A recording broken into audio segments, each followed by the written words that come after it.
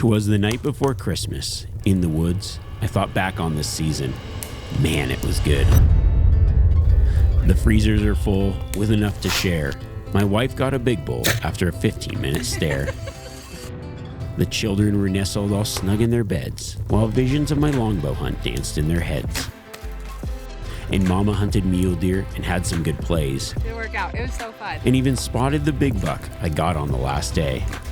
When early in the season, I chased velvet elk in the heat. Adam Weatherby and I bring home some incredible meat. Away to more mountains, I flew like a flash, hunting tule elk with my bow. Man, what a blast. The days were hot and void of snow. Then all of a sudden, I spotted something below.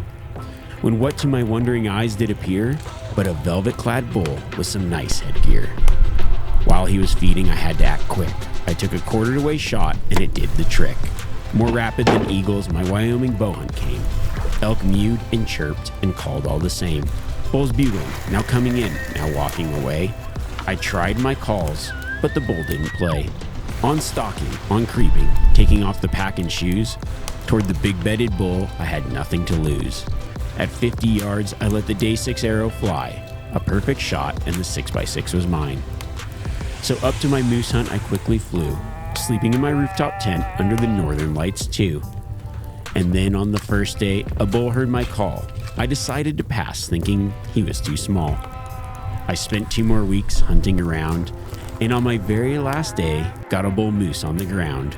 It was everything I wanted from a once-in-a-lifetime tag, so I traveled on home with a moose in the bag.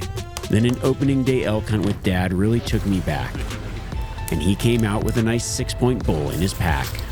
I guided some cow elk hunts, now those guys have meat, and one first harvest. Persistence and luck. Man, hunting adventures are sweet. I chased muskox way north with just a bow in a barren wilderness of ice and snow. Surprisingly, I will say they might be the best meat. Maybe the best I've ever had the privilege to eat.